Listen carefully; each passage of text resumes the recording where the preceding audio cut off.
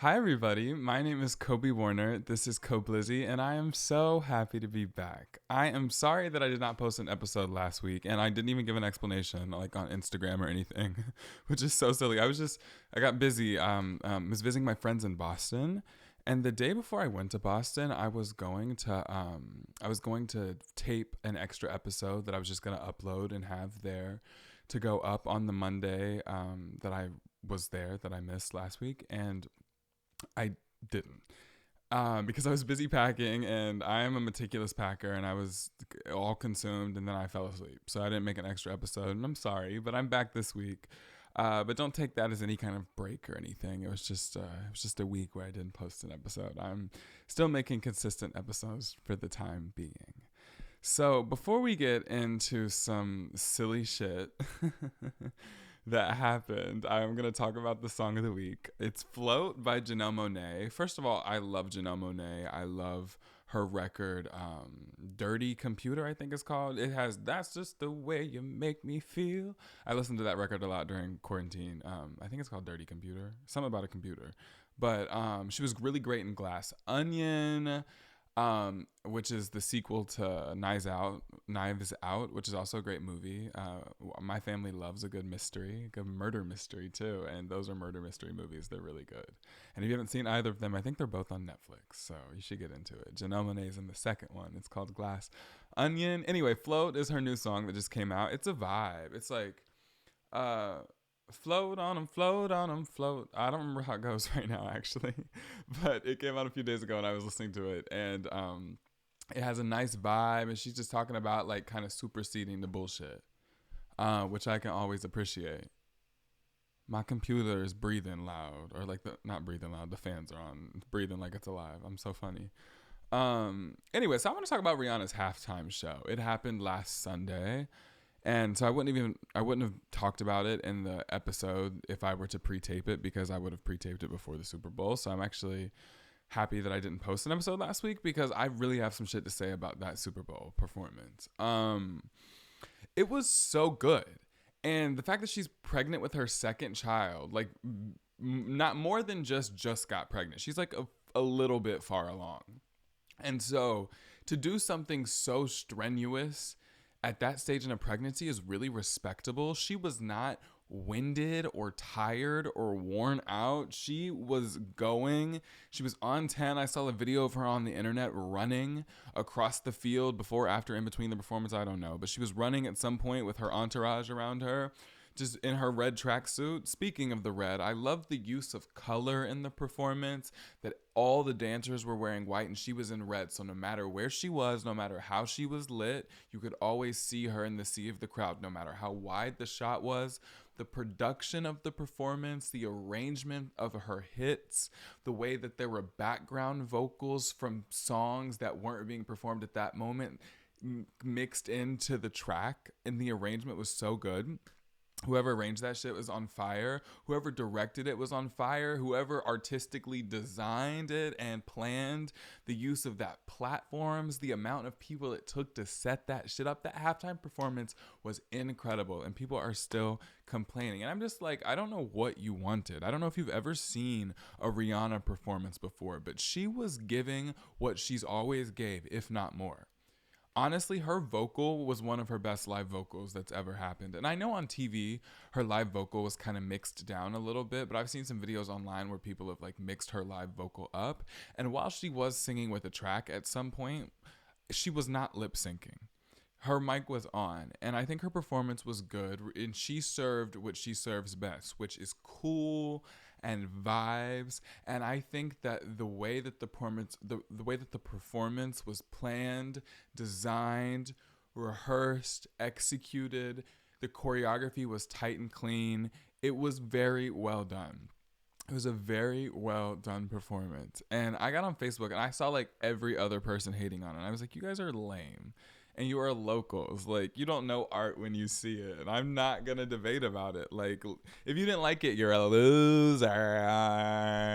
That's me quoting Phaedra from the Real Housewives of Atlanta. She went, loser. You're a loser. Like, it's so good. Whatever. I love her. So something super crazy happened this week. I mentioned we were going to talk about something crazy. Even crazier than Joshua Bassett coming out as a Christian. Jeffree Star went on the Bussin' with the Boys podcast, hosted by Will Compton and Taylor Lewin. Those are two NFL football players. Probably not to your surprise, I was not aware of this podcast or those two men before this incident. I had to Google them and the name of their podcast because I saw this clip of Jeffree on TikTok saying that non-binary people are not real, essentially. So Jeffree was having a conversation with Taylor Lewin, I believe, in this podcast. I don't know where Mr. Compton was, but this is just Jeffree's isolated quotes. I can't play the clip from the podcast because podcasts are copywritten. And so I just wrote down what Jeffree said. He was in conversation with Taylor Lewin, and all you need to know is that Taylor was agreeing with him and egging him on and saying equally disgusting and gross shit. But I don't know who that is, so I can't comment on him. So we're talking about Jeffree. These are Jeffree's isolated quotes from a small part of this podcast. Quote, if your daughter looks like a tomboy, that doesn't mean she wants to be a boy. It means she wants to be able to explore her creativity, and you should let her be her. End quote. So I think that's kind of a strange blanket statement because, some girls are just tomboys, that term's kind of strange. Some girls just like to, wear masculine things or whatever when they're a kid, or play with masculine toys. But some little kids that are born female are actually feeling like boys on the inside and will later down the road probably come out as trans. And so I think that's a blanket statement that you shouldn't make. But Jeffree's about to invalidate trans people. So, just listen. Quote, I'm not into all the other bullshit, the they and them, and all that extra shit we added during the pandemic because everyone was so bored in their fucking houses. They just started to make up more shit. That's why conservatives like me, because I'm just real. You're not they and them. You're male or you're female. People get so mad when I say that. How are you a they? What the fuck does that mean? It's stupid is what it is. But you need someone like me, someone that looks like me to say it. Jeffree Star is absolutely, teetotally, and goofily delusional. First of all, I don't think conservatives will like you. Jeffree is sitting there in a dress and a pink wig condemning people who choose to use singular they and them pronouns. In a pink wig and a dress, emphatically declaring that he is a man. It's like, okay, but Jeffree, you are pushing the gender nonconformity envelope, or envelope, I don't know how to say it. I guess either is fine. Anyways, ADHD as fuck. Jeffree Star literally profited off of androgyny. He had a palette called Androgyny. Has made a career off of being androgynous to this day, sitting on this couch in this pink fucking wig, being androgynous. And you're condemning us? Like, that's insane to me. I understand that you are a boy and you want to be known as a boy, even though you wear dresses and dress up in wigs. But don't consider yourself to be in drag. Jeffree isn't a drag queen. That's his day-to-day shit. That's what he does on the day-to-day. So you're just I just don't get, and it's not that you are valid, Jeffree. Express yourself how you want to, but why can't we do the same? You know what I mean? It's fine that you, personally, because of the way I present most of the time, people just assume that I'm just a gay boy and not that I'm a non-binary person.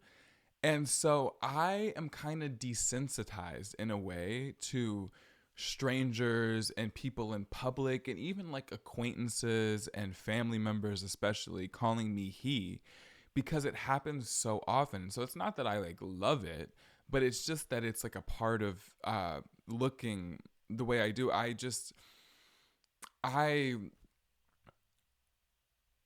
Non-binary to me wasn't about androgyny. It can be different. It's different to everybody. But Jeffree is very androgynous, way more than I am on a day-to-day basis. And so I just don't understand his emphatic condemnation of people using different terminology when he is the way that he is. You know what I mean? It's not like he's a normal gay guy. Normal, quote unquote, It's just interesting to me. I don't get it. And I think he might have a show on Fox News or something by like 2024. Like, I don't know what his career is about to be. I wish he would go back to Wyoming and like milk some fucking cows or whatever the fuck he does out there. Like, I just don't understand. I mean, he's been racist. I used to love Jeffree Star. I used to love his videos, but I mean, he's done racist things. He's done homophobic things. The only thing he really does well is review makeup products. And so he probably should have kept his fucking mouth shut a long time ago and just did that. But I know that he prides himself on being quote unquote honest and quote unquote real. Remember, he said that's why conservatives like him. Like I said, I don't think the average conservative probably doesn't fucking like him. The conservatives like Jeffree Star like they like Candiace Owens. They're just happy they have a black woman to be the mouthpiece for a bunch of bullshit so they can say, look, this black lady believes it. And they're happy to have a gay nigga like Jeffree Star to believe this shit so he can say this shit and be the mouthpiece for the transphobia narrative that the Republican Party is trying to push and has been trying to push for the last couple of years. I'm going to go on Peppermint's Instagram. Peppermint, the drag queen and trans woman icon, legend, and superstar from Drag Race and Broadway and beyond. That was a pretty good intro. But anyway, I saw a post on her Instagram where she was giving a lot of facts about with over 300 anti-trans bills, fact, and political folks and even once respected newspapers that double down in casting doubt on the existence of trans individuals and our stories. Why help those who aim to limit your community? I don't know exactly what she was talking about there because I just took it out of context. But my point is the 300 anti-trans bills. There is so much anti-trans legislation running around in this fucking country right now. And then there was an anti-trans bill that passed in Tennessee, I believe, in the past couple of days. They are trying to criminalize and delegitimize the existence of millions of people for a reason that I can't really begin to understand. If you don't like us because you're religious, okay, but why the fuck have you made it your life's fucking purpose to delegitimize our existence or try to legally and try to like erase us? I don't understand the purpose. Jeffree Star said that we invented the use of they pronouns in 2020, and the singular use of the they pronoun, I'm Googling right now, was like 13 fucking something. They singular pronoun use first time over 600 years ago in 1375, Jeffree Star. You're a fucking dumbass. I'm going to leave it at that because this shit's crazy to me. Just like let people live. And if you don't like even if he felt this way, I don't know why he would go on a public platform and say it. Because I feel like this only hurt. He's a businessman, excuse me. I was about to say business person. He isn't like a non-gendered language, excuse me. He's a businessman. And so that man really is silly for going on that podcast and saying that these people aren't real, because a lot of non-binary people probably buy that man's makeup products and they're probably not going to want to buy that man's makeup products anymore because that man's a cunt. So moving on, in literally 30 minutes, I'm going to be logging on to my laptop trying to get Beyonce tickets, and I am so nervous. So I'm going to explain the saga a little bit. I can't go in Atlanta. There's a bunch of shows in Atlanta. My friend Renee invited me to have one of the tickets that she had access to, but I can't go because I'm going to be at my cousin's wedding. My friend Chasmin was trying to help me get a ticket the other day. I'm just like, I'm so upset because I definitely could have had a ticket in Atlanta, but I literally will not be here because one of my favorite cousins is getting married and I have to go. But I'm trying to go in, I can't remember, Nashville's where I'm trying to buy a ticket. But I also signed up for Charlotte and Louisville, Kentucky, because I have family in Louisville and I can drive to Nashville in like 3 hours. I can drive to Charlotte in like 3 hours. And so I'm like, any of these places I will get to for Beyonce, because I'm seeing Taylor Swift this year and I have to see Beyonce too, because both of my mothers are going on tour. And so I think the Louisville pre-sale is in like a couple of days or something. It's separate from this Nashville one. And so I think I have a second chance if I don't get tickets from this Nashville one. I'm hoping. I'm not guaranteed to get a pre-sale code, but what I was going to tell you is that last night I got a pre-sale code. A pre-sale verified fan, I think it's called, code for the Nashville show. And so I'm like, maybe I'll get it for Louisville too if I don't get the Nashville one, but I'm really banking on Nashville because it's so much more convenient to just drive 3 hours and come back home rather than drive like 6 hours to Louisville and stay at my grandma's house. I would love to see her, obviously, but it's just much further, and I'd rather just drive 3 hours over to Tennessee and come back, even though they hate non-binary people. But it's not funny, but it's funny. Anyway, so I'm trying to buy tickets to Nashville in quite literally like half an hour. And so super nervy. I'm really hoping I can get some. I'm really hoping they're not super expensive because I'm like, I love you, Beyonce, but I'm not trying to drop a whole bag. Just maybe like half of one. Just half a bag, please, Beyonce. I don't want to give you the whole thing. I love you so much, but I need my money. You already have a lot. Just saying. It's also Ticketmaster too, adding all them goddamn fees on, but that's another story. I really hope Joe Biden can get that. They trying to get the bill passed or whatever. I don't know what they're doing up in the government, to be honest. I watched the State of the Union speech a couple of weeks ago, child. It was a mess. I felt like I was watching the Real Housewives because I love the Real Housewives. We're going to talk about them in a few minutes, over them ladies over in Potomac. And the ladies over on Drag Race too. We're going to talk about them girls too. But anyway, that State of the Union was crazy. I mean, Marjorie Taylor Greene was standing up there in a white furry coat going, liar, liar. I'm like, bitch, sit down. She is an embarrassment. Did I tell y'all she's my representative up here? I don't live in Fulton County. I live in like the outskirts. I still live in Metro Atlanta, but I live in like a different county that's not Fulton. I'm not telling you exactly where I live. But anyway, so she is my representative, unfortunately.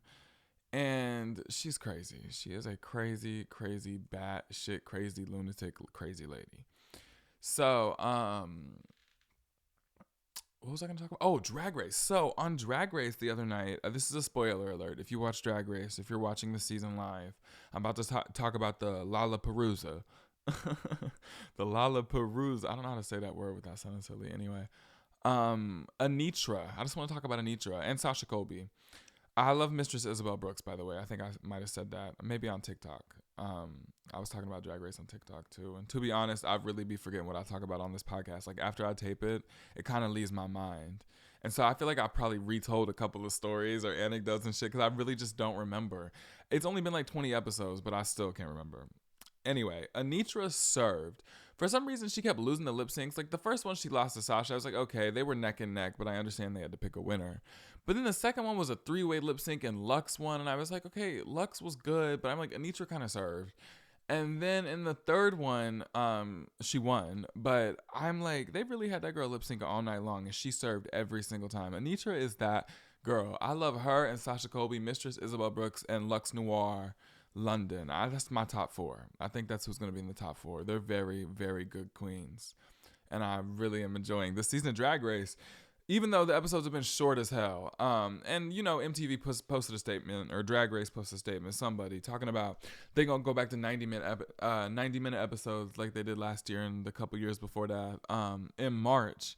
And I'm like, what the ever? They're going to do it when there's like 6 girls left, when they should have been doing 90-minute episodes back when they had 16 girls. We don't need 90 minutes for 6 girls.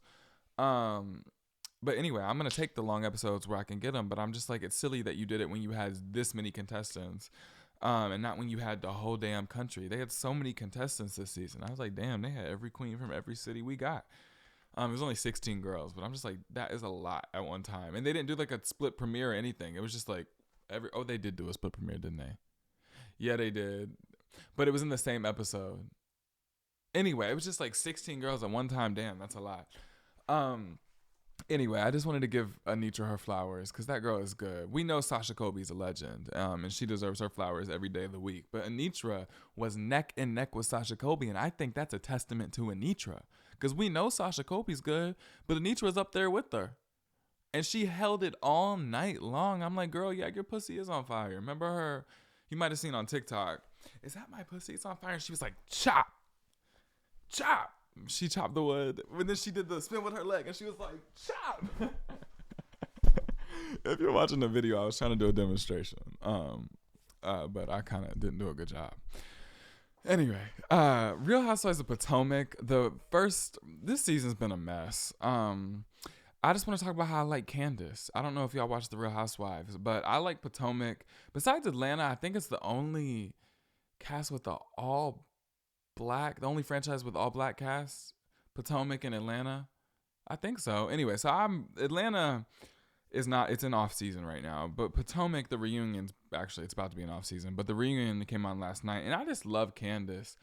That's it.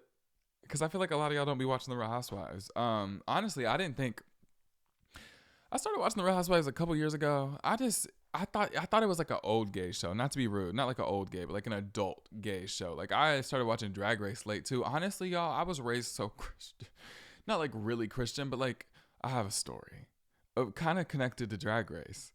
So, when I was a kid, I loved Taylor Swift and I loved Lady Gaga. Lady Gaga was kind of my gay icon. I mean, I think she's bisexual, but I'm like, she was like my access to gay culture. Honestly, everything started with her. That's where I learned about RuPaul, which is the story I'm about to tell you. So in like 13, 14, she did a Thanksgiving, I guess it was 14. She did a Thanksgiving special where she was doing art pop songs with the Muppets. And when Art Pop came out, I bought the clean version on my iPod Touch when I was 12. And I loved Art Pop, and I didn't even know that people didn't like it at the time because I just, I like Lady Gaga, so I bought the album when it came out. And I loved it. And it was just like, she was always kind of like the provocative. She was like, I learned about her in probably like 2011, like Born This Way era.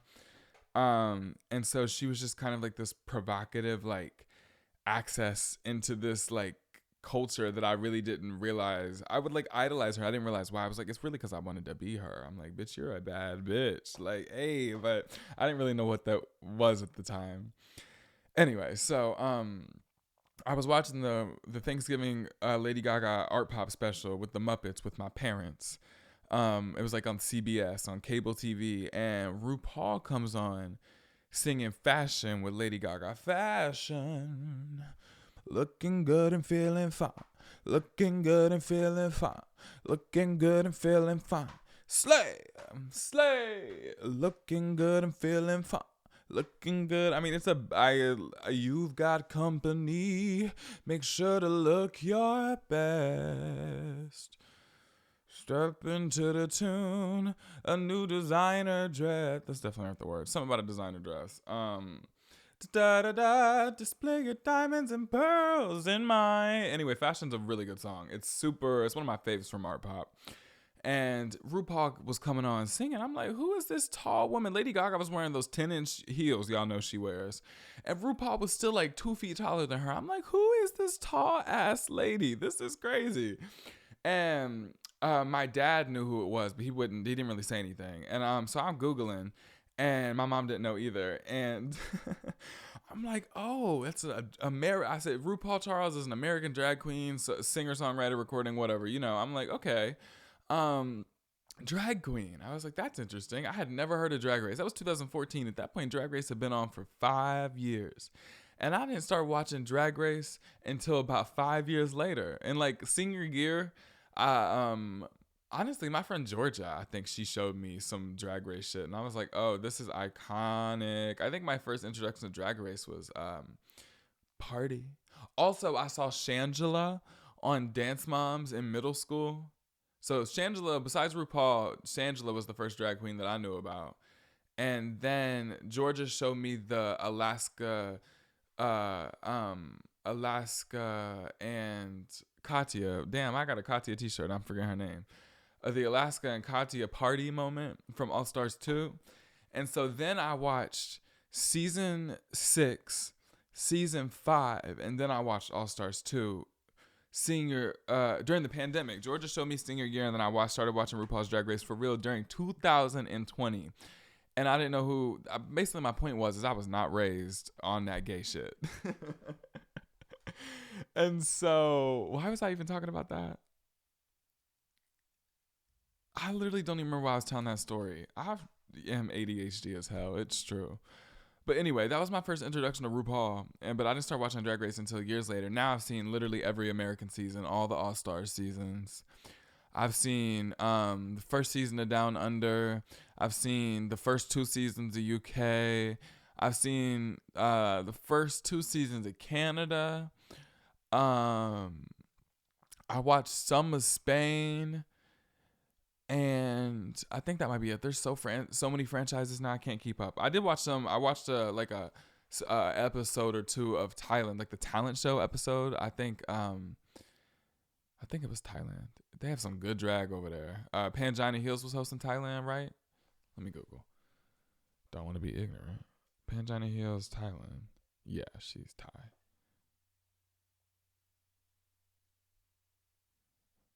Yeah, she hosted. So they only had 2 seasons of. I wish somebody would pick Thailand back up. Anyway, so Drag Race has a lot of seasons. Was my point. And so, yeah, I can't keep up with every single one, but I have seen like a lot of Drag Race, and I do keep up with it a lot now.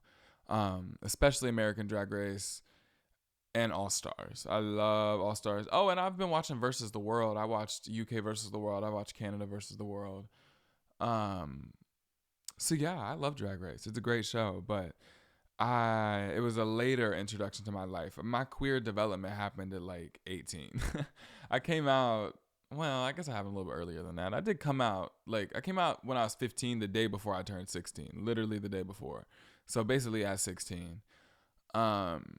And yeah, so 16, 17, it was kind of like identity crisis. I was wearing acrylic nails and running around in heels and stuff. And I really don't like acrylics. They hurt my fingers. But I still love a good heel, honey. And so, yeah, my queer development happened late. I don't even know why I started talking about that, honestly. I think I'm just rambling. But I have a timer set for when I need to get off here for Beyonce tickets. And it's about right now. So I am sorry if I'm cutting this episode a little bit short, even though I didn't do an episode last week. I promise I'll be back next week, and maybe I'll give you a good, juicy story and talk for a long time. Actually, why don't y'all, like, hit me up on Instagram? If you're my friend, like, text me or something. Be like, you should do a Q&A, or you should do a story time. Or, like, if you have a good story that you think I should tell, be like, hey, tell this story. And I'll do a good, long episode next week. I'll do a good, long steamy, just kidding. Anyway, thank you so much for watching this episode. Like I said, I will be back next week. Last week was just a fluke. I was in Boston visiting my friends, staying with my friend Bella, her roommate Jack, visiting Vicky and Cam and Tash and Maya and Kate and those people. So, yeah, I hope you enjoyed this episode. I am going to go try to get Beyonce tickets. Please manifest for me, even though you will be hearing this after I will have tried to buy them. I hope I got them. I hope I got them. I hope I got them. I hope I got them. Because if not, I might shed a tear. So say a little prayer for me, my dear. Had to make it rhyme. Mother Goose. Bye.